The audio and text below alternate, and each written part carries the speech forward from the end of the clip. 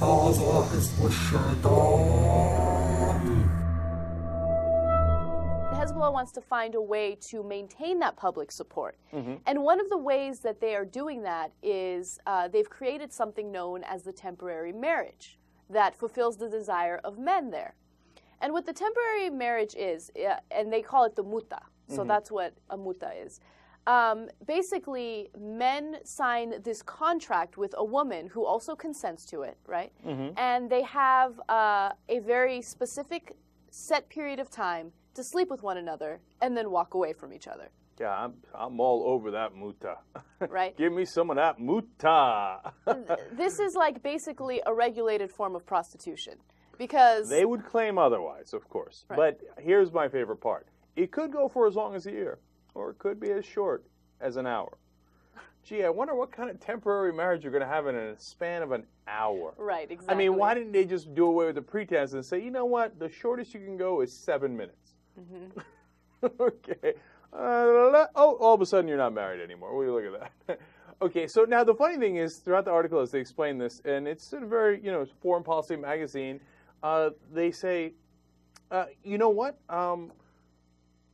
They're doing this for religious reasons and to be able to attract more people, but they say that it's totally acceptable within Shiite Islam. And we've covered this before because they're doing it in Iraq as well. Now it's spread to the fundamentalist group Hezbollah in southern Lebanon. But yeah, in Iraq, in order to gain more male recruits, they're like, yeah, let's hit me up with some of that Mutah action and we make this thing happen. So, and because Lebanon is a place where, some parts are open to fundamentalist Islam, but a lot of parts aren't. Lebanon is a little bit more open-minded, right? And so they've kind of been looking forward to the sex for quite some time, and it's part of the culture, et cetera, et cetera. Right. And so, Anna, they're drawing in some people that weren't previously that religious, right? Right. They're drawing in men who weren't previously religious. And what'll happen is the men will, go to these religious meetings or whatever they have, right? And they'll go because they know that by doing that, they can get into a temporary marriage and they can meet women. A lot of the men who start becoming firm believers in Hezbollah come from villages where it's difficult to meet women. So they're like, this is my chance to meet a woman and sleep with her for a nominal price. It's not a big deal. And there's so many great parts of this story. No, there really are. And look, what I love is they interviewed this 26-year-old guy named Ali, right? And he talks, I have to read you his quotes. They're awesome.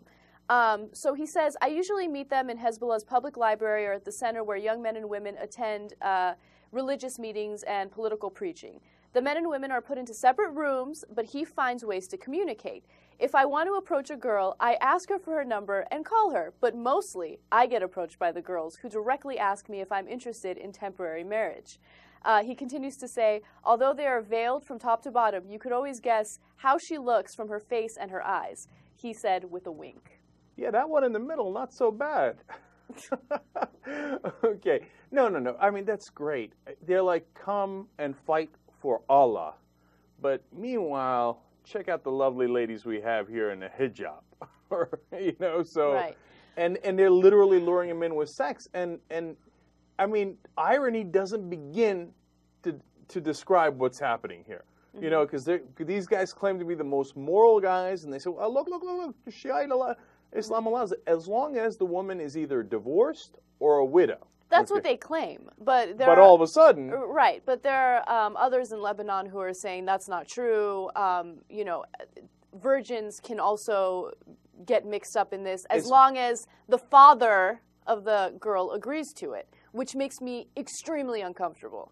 Because obviously, look, the women are doing it for two reasons, okay? For the money and because they've been brainwashed to think that it is their religious obligation to open their legs to these men. Let me say something. I think there's a third possibility. Because they talked to a woman at the end of this article, yes. as you know, and she loves it, man. She thinks it's a religious duty. I hear you, right? No, Cenk, but she's hitting up that temporary marriage over and over again, and she's talking about, hey, look, it's also the duty of holy and spiritual Shiite men to, do the ladies some proper, right, Right.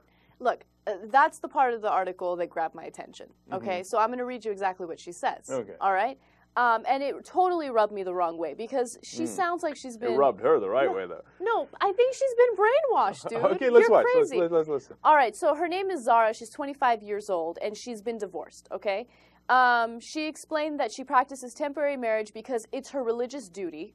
She says, I take good care of myself. I make sure I look perfect every time I go into a Mutah marriage because I want to please my husband, temporary or not. It's my religious duty to do so. God allowed this kind of marriage for a reason, and I never question God's wishes.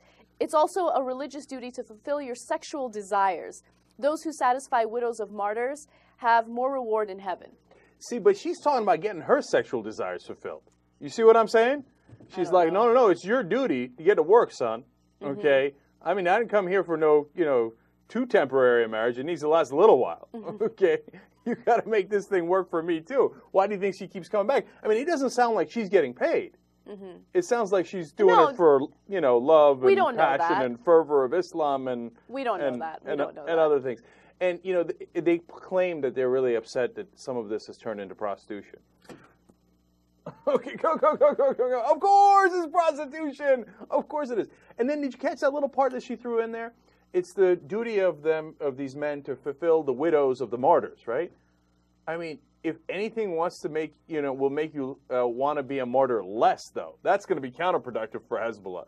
Because they're like, oh, no, it's okay. If you become a martyr and you die for Islam, half of southern Lebanon will have at it with your wife. And fulfill the... I'm like, wait a minute. I didn't sign up for that, man. All of a sudden, she's servicing half the Mutah wannabes of Hezbollah after you kick off. No. That's not part of the bargain. But finally, the other part of this that I love is that they give you an option, man. You know what? You're like, she looks kind of dicey. I'm going to go for an hour and a half with that one. Okay? Ooh, that one's hot. You know what? I'll do a temporary marriage with her for 2 months. It gives you a way of rating. I like that. I'm going to do that from now on. Wow, she's hot. She's a 7-month Mutah. Does anybody get the whole year? Anybody? I mean, you see Eva Mendes. You're like, I'll take the whole year. Mutah it up for the whole year. But that's quite a commitment because, you could keep it for as long as you want. Most guys aren't going to go much longer than 2 weeks, 2 months. I'm going to cap it at 2 months unless you're some, one hot-ass Hezbollah hottie. Okay? But I like that they give you options for, for the right price. You lock it up for a little longer. Hey, look, they're just trying to service the good people of southern Lebanon, okay? They're doing it for Islam, man. You get your mind out of the gutter. This ain't got anything to do with sex. If God says it, it must be true. And I love how, Anna, they will always believe whatever the religious leader said is the word of God, right? He's just trying to get more recruits to do his fighting for him. And this lady over there is like, oh, I don't know, God said it. So, I had to open up the hijab and let him go to work. Yeah, exactly. And at this point, if this type of behavior is allowed, right, then why do they have to wear the hijab in the first place? Oh, well, that would be immoral. Like it doesn't make any sense. Like, I'm allowed to partake in temporary marriages that last an hour, i.e., I'm allowed to be a prostitute, but I can't wear whatever I want. I have to cover up head to toe. Of course. I don't know. These Americans, they don't understand the wisdom of the Middle East, okay? I mean, if you're dressed around like a whore, with your skirt on and stuff, that's unacceptable. If you're an actual whore, that rocks.